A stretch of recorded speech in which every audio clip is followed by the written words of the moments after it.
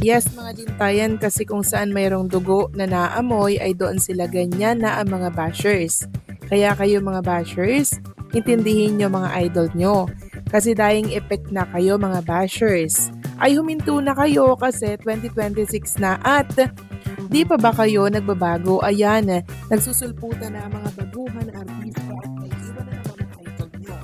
Stop all your bash to Kim Pao. For sure ay sila lang ang millennial tandem ang namamayagpag sa 2026. Kaya hinto na kayo. Yung idol nyo, dying na ang career. Kaya yun ang intindihin nyo. God bless Kim Pao. Tama kayo dyan, Ginang Norma Dayag. Ang linta kung saan may dugo, dun po yan sumisipsip. Diba? Yan po ang katotohanan. Kaya kung inyo mapapansin, si Kim and Paula Avellino, ang daming linta po na nakaabang para sumipsip ng dugo sa kanila. Kaya naantay pong magkamali si Paolo, ganun din si Chinita Princess, tapos mga kakimpaw, sisiraan at papalakihin po nila ang issue na yan. Nakesyo ganda si Kim, nagkakalabuan na at hindi na sweet at kung ano-ano pa. Ngayon, meron namang mga fans na hindi kilala si Kim at Paolo, naniniwala po agad mga kakimpaw. Kaya nagkakaroon po ng alam nyo yon, pag-aalinlangan yung ibang fans. So kami kasi, nakatuto kami lagi kay Kim and Paula Avellino. Kaya naman alam namin ang totoo sa hindi totoo. So maraming salamat sa komento, Ginang Norma Daya. God bless po sa inyo at mag-iingat kayo palagi. At ang next comment naman mula po kay Ginang Asuncion Shelo. Sabi niya may paglilinaw siya dito. Patungkol po ito sa sinabi ni Kim na last project na. Ito po talaga yung totoo dyan mga kakimpaw. There's na misinterpret na naman ang sinabi ni Kim. Sa pagkakaintindi ko, kung meron mang dapat baguhin sa last project nilang Alibay, ay babaguhin nila para sa ikakaganda ng movie nila. Siyempre, yun ang latest na project nila. Yun ang ibig sabihin ay improve nila ang acting kung meron dapat na baguhin. Sakaling may nakita silang dapat baguhin. Hindi nangangahulugan na di na sila gagawa ng next project. Yun ang interpretation ko sa sinabi ni Kim. Yes, yun din po yung sa akin, Ginang Asuncion Shelo. Tama po kayo dyan. Yun yung last project ni Kim and Paula Avellino ngayong taong 2025. Pero bagong simula ulit by 2026. Ang dami pa pong offer na project kay Kim and Paula Avellino kaya hindi agad-agad yan titigil sa showbiz. Pero kung titigil man sila tapos for goods na ikakasal na sila, gusto ko din yan syempre, di ba?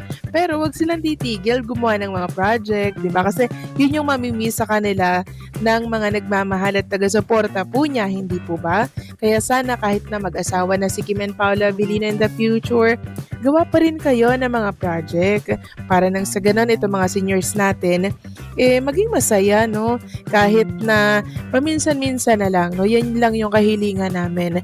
Project, kahit na may anak at mag-asawa na kayong dalawa. So, maraming salamat sa paglilinaw and sa komento, Ginang Asuncion Shelo. God bless po at mabuhay kayo. So, eto na nga, pag-usapan na natin mga kakimpaw ang mga topic na nakalap natin sa gabing ito at unahin na nga nating pag-usapan ang tungkol dito sa pinost ni Chinita Princess. Sabi niya dito sa X, O to the M to the G, akala ko sa PBB lang may botohan. The Alibay on Prime Video. So ito po pala yung mga nominado, mga kakimpaw, inilabas po ng Prime Video PH. In a dark world full of betrayal and distrust will light ever shine on the truth. So ito mga nominado, mga kakimpaw, ayan po yung parang board doon. Grabe no, meron din pala dito sa The Alibay. Kala ko sa PBB lang din yun. Tama ka, Chinita Princess.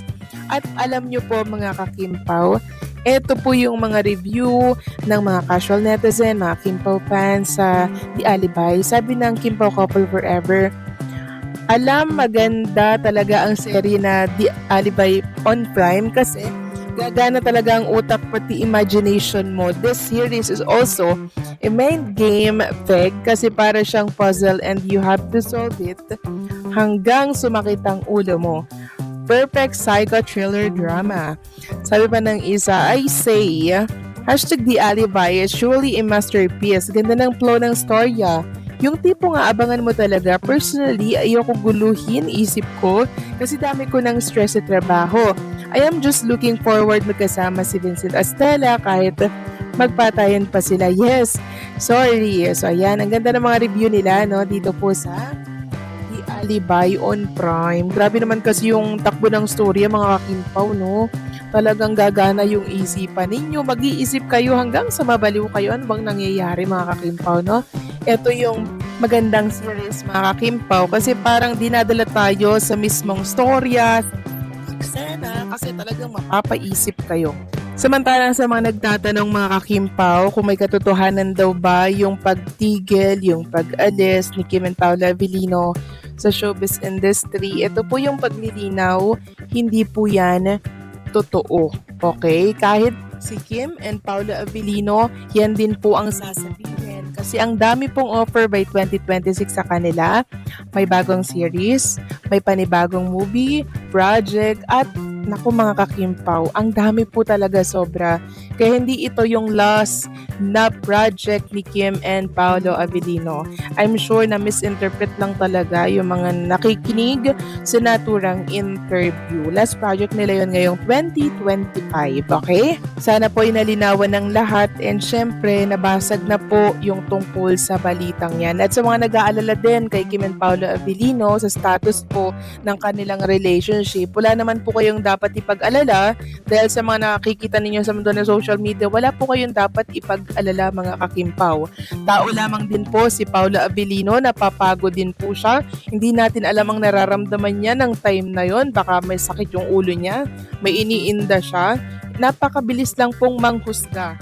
Pero kung kilala natin si Kim and Paolo Avellino, lalo na si Paolo Avellino na very nonchalant mga kakimpaw, hindi tayo mag-iisip ng ganyan. Siguro, yung mga bashers, oo, kasi hindi nila kilala si Paolo Avellino at syempre, pasok sa goal nila ang sirain talaga ang Kim Pao. Kaya palalalain at palalakihin po talaga nila yung mga nakikita nilang mga pagkakamali ni Paolo Avellino sa publiko kasi gusto nilang masira si Paolo. Matapos ang mga lumabas na haka-haka tungkol sa umano'y pag-alis ni Kim Chiu at Paolo Avellino sa showbiz, tuluyan ng nilinaw ng dalawang issue.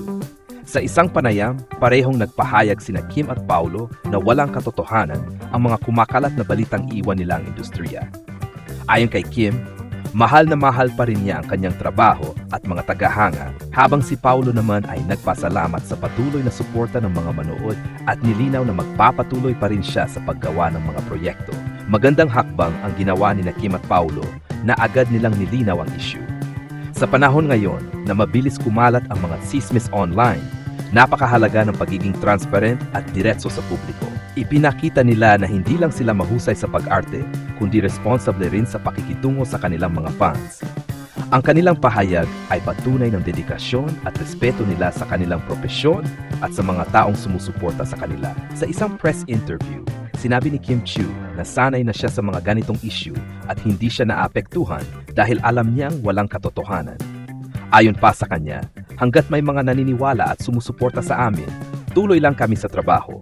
Si Paolo naman ay nagbiro na kung alis man siya, siguradong ipapaalam niya mismo sa mga fans niya. Sa social media, bumuhos ang suporta ng mga fans matapos ang kanilang pahayag.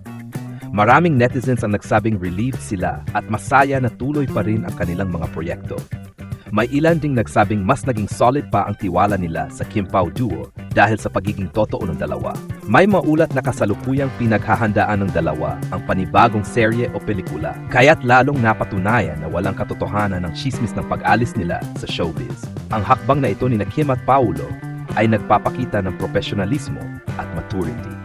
Sa halip na palakihin ang issue, pinili nilang sagutin ito ng maayos at may respeto. Ipinapakita lamang nito na sila ay mga artistang may malasakit hindi lang sa kanilang career, kundi sa mga taong patuloy na nagbibigay ng suporta at inspirasyon sa kanila. Ang naging pahayag ni Kim Chiu at Paolo Avellino tungkol sa isyung pag-alis umano nila sa showbiz ay isang malinaw na patunay ng kanilang katatagan at profesionalismo bilang mga artista. Sa kabila ng mabilis na pagkalat ng mga haka-haka at tsismis sa social media, pinili nilang harapin ang issue ng may kapanatagan at respeto sa kanilang mga tagahanga. Hindi sila nagtago o nagpaligoy-ligoy. Sa halip, diretsahan nilang nilinaw ang katotohanan. walang planong iwan ng industriya na siyang naging malaking bahagi ng kanilang buhay at pagkatao.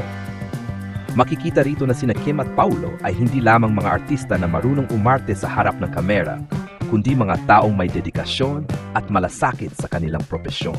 Sa panahon ngayon na mabilis kumalat ang mga maling impormasyon, napakahalaga ng mga ganitong uri ng tugon. Totoo, malinaw, at hindi nagpapadala sa emosyon. Dahil dito, mas lalo silang minahal at nirerespeto ng kanilang mga tagahanga. Isa rin itong magandang paalala sa publiko na huwag basta-basta maniniwala sa mga lumalabas na balita kung walang opisyal na pahayag mula sa mismong mga sangkot. Sa ginawa ni Kim at Paulo, pinatunayan nilang marunong silang tumindig sa katotohanan at alam nila kung kailan dapat magsalita upang maprotektahan ang kanilang reputasyon. Sa huli, ang kanilang pagiging transparent at tapat ay nagbigay ng inspirasyon hindi lamang sa kanilang fans kundi sa buong industriya ng showbiz.